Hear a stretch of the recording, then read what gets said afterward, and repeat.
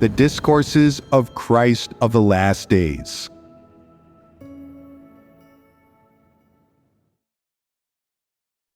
Words on Performing a Duty. Excerpt.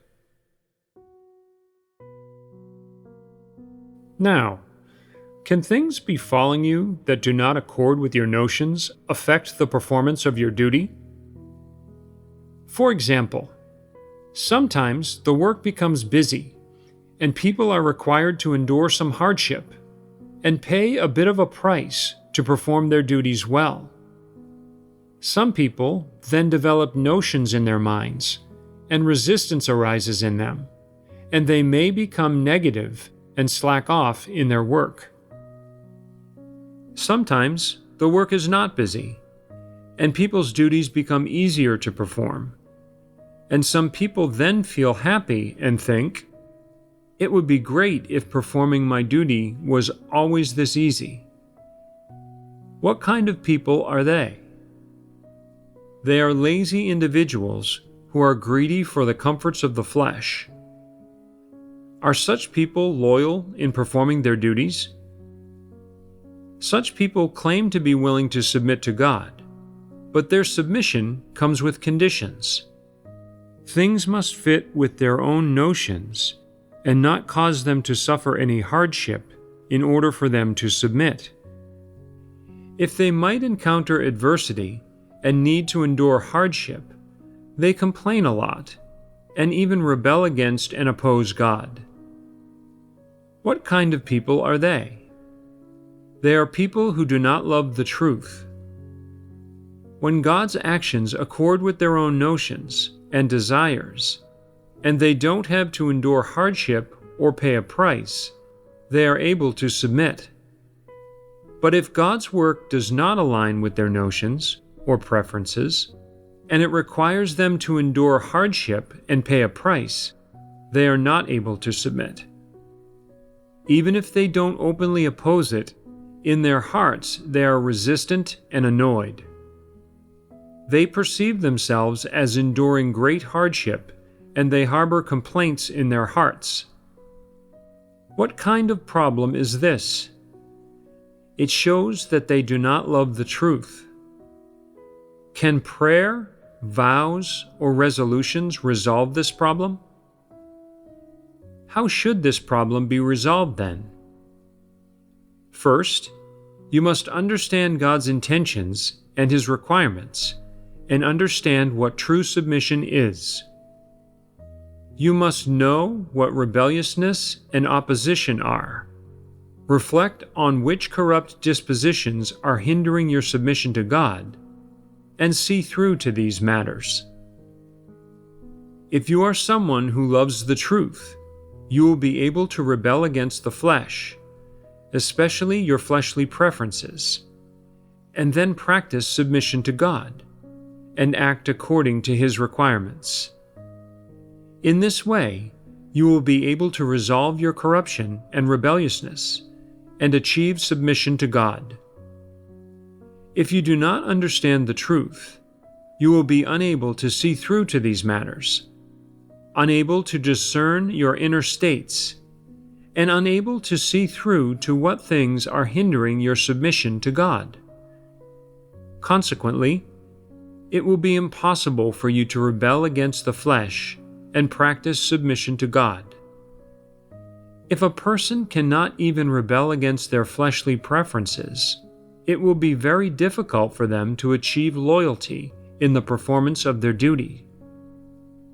Can such people be considered as submitting to God? Without loyalty, can people perform their duties adequately? Can they meet God's requirements? Certainly not. If a person wants to perform their duty adequately, they must, at the very least, be able to practice the truth and genuinely submit to God. If someone cannot rebel against their fleshly preferences, then they cannot put the truth into practice. If you always act according to your own will, then you are not a person who submits to God. Even if you occasionally submit to Him, It is conditional. You can only submit when things align with your own notions and when you are in a good mood. If God's actions do not align with your notions, if the duty that God arranges and the environments that He orchestrates for you bring you great hardship, embarrassment, or a strong sense of discontentment, will you still be able to submit? It will be difficult for you to submit. You will find many reasons to rebel against God and to oppose Him. Even upon later self-reflection, it will not be easy for you to rebel against the flesh, as rebelling against the flesh is not a simple matter. How does one rebel against the flesh? Naturally, one must seek the truth. One must also recognize their corrupt essence and their corrupt ugliness, reaching a point of hating themselves and of hating their fleshly preferences and the essence of the flesh. Only then will they be willing to rebel against the flesh. If one does not understand the truth, they will not be able to hate fleshly things, and without hatred, it is impossible to rebel against the flesh. Therefore, it is necessary to pray to God and rely on Him in order to have a path to follow. Without the truth, people lack strength, and they could not put the truth into practice, even if they want to. One absolutely must pray to God and rely on Him. Some people do not pursue the truth. They are only greedy for the comforts of the flesh, and they are unwilling to endure hardship for the sake of attaining the truth. Whenever they face even a little hardship, they complain and blame God, and they do not seek the truth to resolve this. They also pray to God, saying, "O God, your identity and essence are so noble.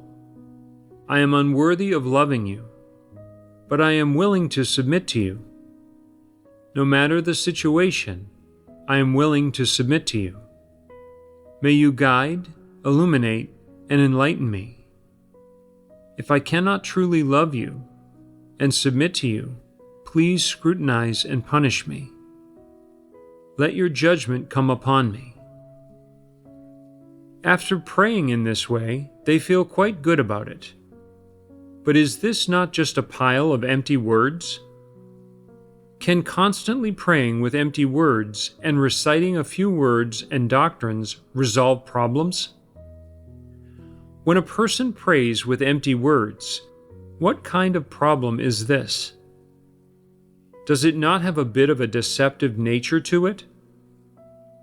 Is it useful to pray like this before God? Being lazy and unable to endure suffering, while being greedy for the comforts of the flesh, knowing the truth but being unable to submit to it, knowing one's duty but failing to uphold it, and talking about how one wishes to love God while knowing that they have not given all of their heart and strength. Is this not duping God? There is nothing God loathes more than the prayers of religious ceremony. God only accepts prayers when they are sincere. If you have nothing sincere to say, then keep quiet. Do not always come before God speaking false words or blindly making oaths to deceive Him. Do not talk about how much you love Him, about how much you wish to be loyal to Him. If you are incapable of achieving your wishes, if you lack this resolve and stature, you absolutely must not come before God and pray thusly. That is ridiculing God. What does ridiculing mean? Ridiculing means making fun of someone, toying with them. When people come before God to pray with this kind of disposition, then at the very least, this is deception. At worst, if you do this often, then you are of utterly base character. If God were to condemn you, He would call this blasphemy. People do not have God-fearing hearts. They do not know how to fear God, or how to love and satisfy Him. If the truth is not clear to them, or if they have corrupt dispositions, God will let it slide. But they come before God while living amid their corrupt dispositions, and use the non-believer's methods for duping other people on God. And they solemnly kneel before Him in prayer, using these words to try and dupe God. When they are finished praying, they not only feel no self-reproach, but also have no sense of the seriousness of their actions. That being the case, is God with them? God is not with them. Can someone who is utterly without the presence of God gain his enlightenment and illumination? Can they gain light with regard to the truth? No, they can't. Then they are in trouble. Have you prayed thus many times? Do you not do so often? When people spend too long in the secular world, they reek of society's stench. Their scummy nature becomes too severe, and they become suffused with satanic poisons and philosophies. What comes from their mouths are words of falseness and deceit, and their prayers are full of empty words and words of doctrine, devoid of any speech that comes from the heart, or any talk of their real difficulties. They always appeal to God for the sake of their personal preferences, and seek His blessings, rarely having a heart that seeks the truth, and they do not pray based upon a heart of submission to God. Such prayers only reveal deceit and falseness. These people have severely corrupt dispositions. They have simply become living demons. When coming before God in prayer, they do not speak human words or speak from the heart. Instead, they bring Satan's deception and falseness before God. Does this not offend God's disposition? Can God listen to such prayers? God feels aversion towards such individuals, and certainly does not like them. Such prayers can be said to be attempts to deceive and fool God. These people are not seeking the truth at all, nor are they speaking from the heart and confiding in God. Their prayers are incompatible with God's intentions and His requirements. At the root, this is caused by human nature rather than a momentary revelation of corruption. These people think, well, I can't see or feel God, and I don't know where God is. I'll just say a few random words to God. Who knows if He is even listening? They pray to God with a mindset of skepticism and of testing Him. What kind of feeling will they have after praying like that? Is it not still hollowness? Is being without any feeling at all not troublesome? Prayer is built upon a foundation of faith. It is praying to God within one's heart, speaking to God from the heart, opening one's heart to Him, and seeking the truth from Him. When a person prays in this manner, they will have a sense of peace within and a feeling of God's presence. This is God listening to them unseen. Whenever a person prays to God from the heart like this, they will feel as if they have had a personal encounter with Him. Their faith will be strengthened, their relationship with God will become more intimate, and they will take a step closer to Him. They will feel a sense of fulfillment and will be particularly steadfast in their heart. These are the genuine feelings that arise after prayer. By chanting religious prayers, People merely go through the motions, repeating the same few phrases every day, to the point where they no longer desire to say them. After such prayers, they feel nothing, and no results are achieved at all. Can people like this have true faith? It is impossible. Some people are not loyal in performing their duties.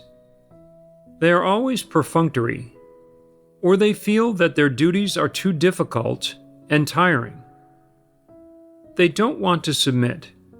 They constantly wish to escape and refuse them.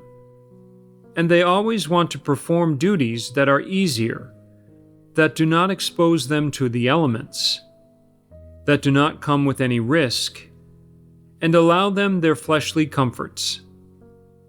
In their hearts, they know they are lazy, greedy for the comforts of the flesh, and unable to endure hardship.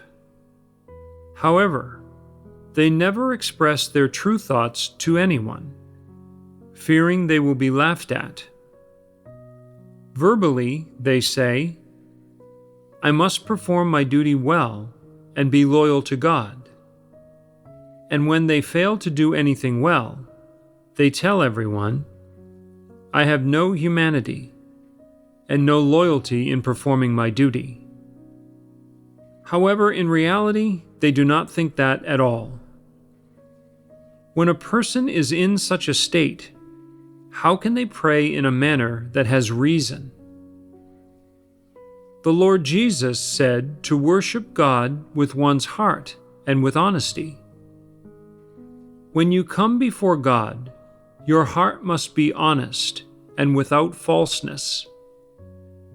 Do not say one thing in front of others, while thinking differently in your heart. If you come before God putting on a front, spouting some pleasant and pretty words, like you're trying to write an essay, is doing so not deceiving God? As a result, God will see that you are not someone who worships Him with their heart and with honesty.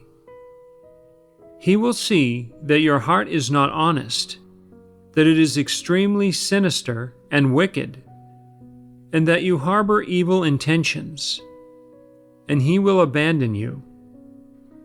So how should people pray about the things that frequently happen to them and the problems they often encounter in their daily lives? They must learn to speak to God from the heart. You say, "Oh God, I'm finding this duty so exhausting. I'm a person who is greedy for the comforts of the flesh, lazy, and averse to hard work. I cannot offer my loyalty in the duty you have entrusted to me, and I cannot even perform it with all my strength. I always want to escape and refuse it, and I'm always perfunctory. Please discipline me." Are these not true words? Do you dare to speak like this? You are afraid of what might happen if God really disciplines you one day after saying it, and you become fearful, always on edge, and paranoid. When people perform their duties, they always want to avoid hardship. They are greedy for the comforts of the flesh and want to shrink back when they face a little difficulty, when some effort is required, or when they feel a little bit tired. They are constantly picking and choosing, and when they experience a little hardship, they ponder, "Does God know? Will He remember? After enduring such great hardship, will I receive any reward in the future?" They are always seeking a result. These problems all need to be resolved. In the past, I assigned someone to pass on a message, and when he came back to report to me, he first talked about his great achievements. He explained how he'd resolved the problem, talking about how much he'd worried about it and how much he'd had to talk, how difficult that person had been to handle, and how many nice-sounding words he had used with them, finally completing the task. He constantly took credit for it and kept talking about it. What is the underlying implication in this? You must praise me, make me a promise, and tell me what rewards I will get in the future. He was openly seeking a reward. Tell me, is doing this small task worthy of praise? If one always seeks praise for performing a bit of one's duty, what disposition is that? Is it not Satan's nature? He expected praise and rewards for this small task. Does this not mean that if he were to undertake significant tasks or accomplish great work, his behavior would be even worse? If he couldn't obtain God's approval and blessing, would he rebel? Would he go up to the third heaven and argue with God? Then what path is he walking in his belief in God? The path of antichrists, just like Paul. Paul always sought rewards and status from God.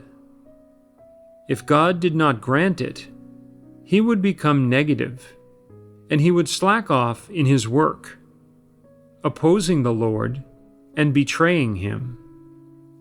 Tell me, what kind of person wants a reward after enduring a little bit of hardship in their duty? Their humanity is very evil. Do ordinary people have these states within them? Every person has these states. The nature essence is the same in everyone. It's just that some people do not exhibit it as strongly. They possess rationality and know that such actions and thoughts are wrong, and that they cannot solicit rewards from God. But what should one do about such a state? One must seek the truth to resolve it. What aspect of the truth can resolve this state? It is crucial for a person to know who they are, what position they should stand in, what path they should pursue, and what kind of person they should be. These are the minimum things one should know. If a person doesn't even know these things, they are far from understanding the truth, practicing the truth, or pursuing salvation. When it comes to performing certain special duties, or more strenuous and tiring duties, in one respect, people must always contemplate on how to perform those duties, what hardships they should endure, and how they should uphold their duties and submit. In another respect, people must also examine what adulterations there are in their intentions and how these hinder their performance of their duties. People are born with an aversion toward suffering hardship. Not a single individual derives more enthusiasm or more joy from enduring more hardship. Such people do not exist. It is the nature of man's flesh for people to feel worried and distressed as soon as their flesh endures hardship. But how much hardship do you have to endure now in the duty you perform? You only have to endure your flesh feeling a little tired and toiling a little. If you cannot endure even this little bit of hardship, can you be considered as having resolve? Can you be considered as sincerely believing in God? No. This won't do. When you are performing your duty in God's house, no person is supervising you. It is entirely reliant on you taking the initiative yourself. In God's house, There are work arrangements and systems, and it is up to individuals to rely on their faith and on their conscience and reason. Only God scrutinizes whether you do well or not at your duty. If, no matter what corrupt dispositions they reveal while performing their duties, or when engaging with the people, events, and things around them, people are always unaware of it and feel no reproach, is this a good thing or a bad thing?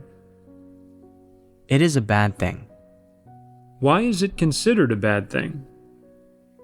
Man's conscience and reason have a minimum standard.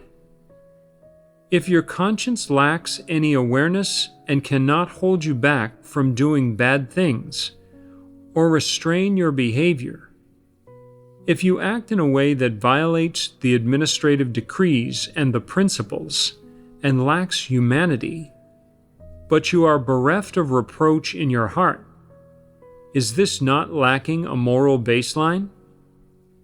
Is this not being without the awareness of your conscience? Are you usually aware of it when you do something wrong or violate the principles? Or when you are not loyal in performing your duty over a long period of time? Yes. Then can your conscience restrain you and make you do things according to your conscience and reason and in accordance with the truth principles? If you are a person who understands the truth, can you rise up from acting based on your conscience to acting in accordance with the truth principles? If you can do that, you can be saved. Being able to endure hardship in performing one's duty is not an easy task. It is also not easy to perform a particular kind of work well. It is certain that the truth of God's words is at work within people who can do these things. It is not that they were born without fear of hardship and fatigue. Where could such a person be found? These people all have some motivation, and they have some of the truth of God's words as their foundation. When they take up their duties, their views and standpoints change. Performing their duties becomes easier, and enduring some fleshly hardship and fatigue begins to feel insignificant to them. Those who do not understand the truth and whose views on things haven't changed live according to human ideas, notions, selfish desires, and personal preferences, so they are reluctant and unwilling to perform their duties. For example, when it comes to doing dirty and tiring work, some people say, "I will obey the arrangements of God's house. Whatever duty the church arranges for me, I will perform it, regardless of whether it is dirty or tiring, whether it is impressive or unremarkable. I have no demands, and I will accept it as my duty. This is the commission that God has entrusted to me, and a little dirt and fatigue are the hardships that I should endure." As a result, when they are engaged in their work, they don't feel they are enduring any hardship at all. While others may find it dirty and tiring, they find it easy because their hearts are calm and undisturbed. They are doing it for God, so they don't feel that it is difficult. Some people consider doing dirty, tiring, or unremarkable work an insult to their status and character. They perceive it as others not respecting them, bullying them, or looking down on them. As a result, even when faced with the same tasks and workload, they find it strenuous. Whatever they do, they carry a sense of resentment in their hearts and feel that things are not the way they want them to be, or that they are unsatisfactory. Inside, they are full of negativity and resistance. Why are they negative and resistant? What is the root of it? Most often, It's because performing their duties doesn't earn them a salary. It feels like working for free. If there were rewards, it might be acceptable for them, but they do not know whether they will get them or not. Therefore, people feel that performing duties is not worthwhile, equating it to working for nothing, so they often become negative and resistant when it comes to performing duties. Is this not the case? Frankly speaking, these people are unwilling to perform duties. Since no one is forcing them, why are they still coming to perform their duties? It is because they force themselves, because of their desire to gain blessings and enter the kingdom of heaven. They have no choice but to perform their duties. It is a manifestation of how stuck they are. This is the mindset behind them trying to strike a deal with God. Some ask how such people can resolve the problem of having negativity and resistance in their hearts. This problem can only be resolved by fellowshipping on the truth.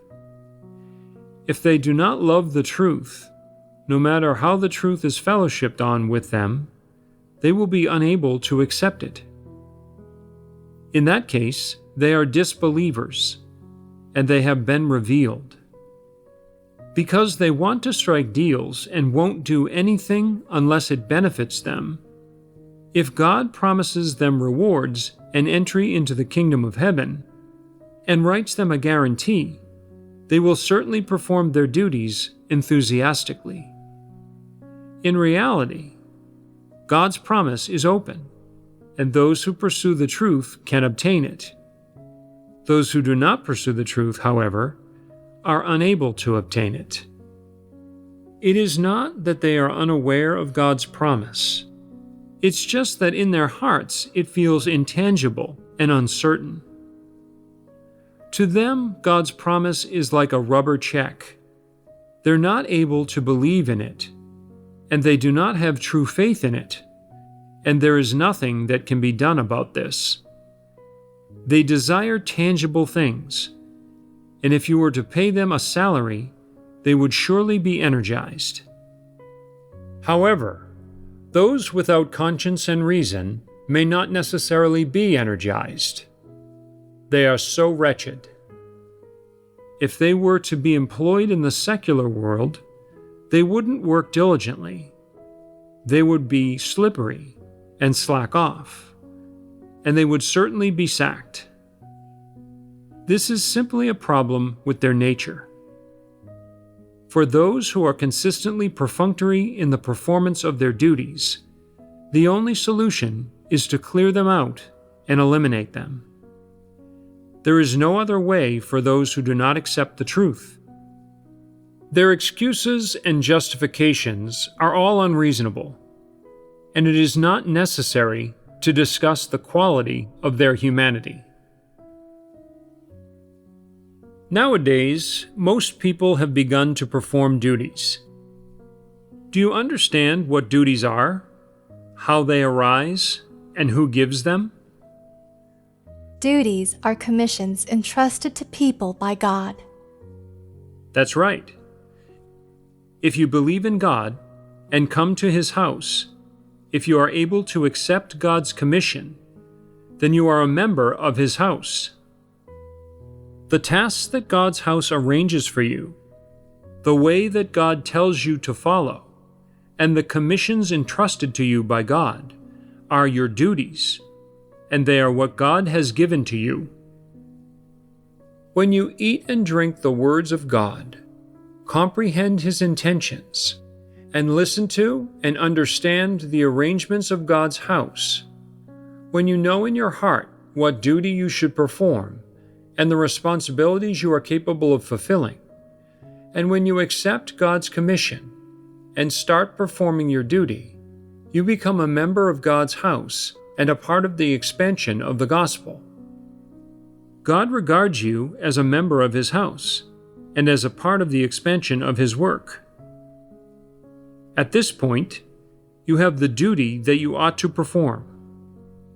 Whatever you are capable of doing, whatever you are able to achieve, they are your responsibilities and your duty. It can be said that they are God's commission, your mission, and your bounden duty. Duties come from God. They are the responsibilities and commissions that God entrusts to man. How then should man understand them? Since this is my duty and the commission that God has entrusted to me, it is my obligation and responsibility. It is only right that I accept it as my bounden duty. I can't decline or refuse it. I can't pick and choose. What falls to me is certainly what I ought to do. It's not that I am not entitled to make a choice. It's that I shouldn't make a choice. This is the reason that a created being ought to have. This is an attitude of submission. Some people constantly cherry-pick when performing their duties, always wanting to do work that is easy and that they enjoy, unable to submit to the arrangements of God's house. This shows that their stature is too small, and that they do not possess normal human reason. If it is a young person, and they have been pampered and spoiled at home without experiencing any hardships, it is understandable for them to be a bit willful. As long as they can accept the truth, this will gradually change. However, if an adult in their 30s or 40s behaves in this revolting way, then it is a problem of laziness.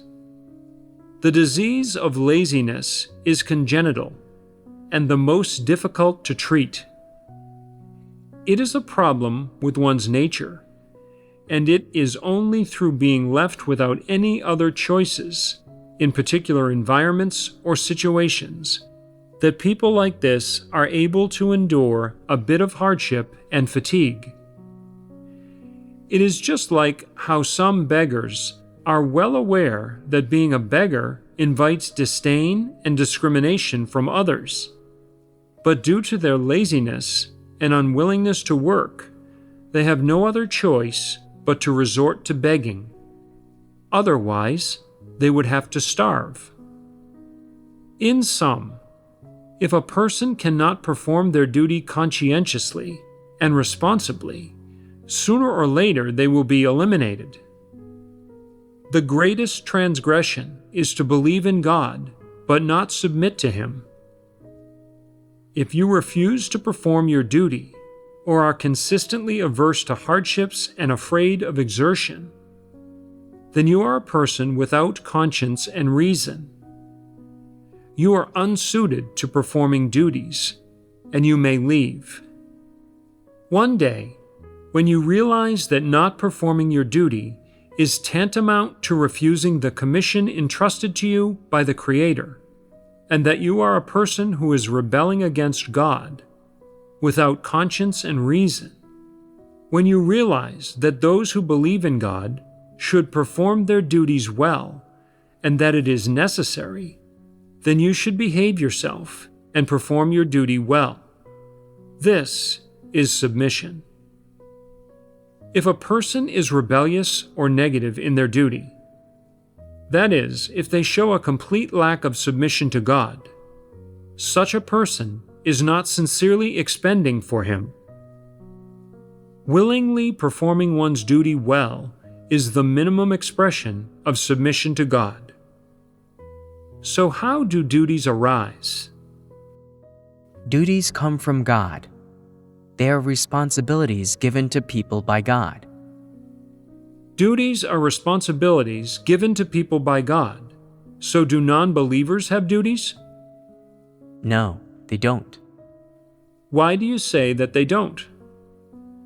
They are not people of God's house. That's right. Non-believers only busy themselves for their fleshly lives, and their actions are not worthy to be called duties. Non-believers are of the world and of Satan. God only arranges their life destiny, the time of their birth, the family they are born into, the work they do when they grow up, and the time of their death. He does not choose them, nor does he save them. Those who believe in God are different. On a smaller scale, all the work they do in God's house are duties that they should perform. On a broader scale, within God's entire management plan, the duty performed by every created being is cooperating with God's work. To put it plainly, they are rendering service for God's management plan. Whether you render service with loyalty or not, you are far from being a person who follows God's will. In fact, a person can only be considered as one of God's people and adequate created beings when they can truly perform their duty, achieve the outcome of bearing witness for God, and gain His approval. If you perform every duty well that God entrusts to you, meeting the standards required, then you are a member of God's house and someone that God recognizes as a person of His house.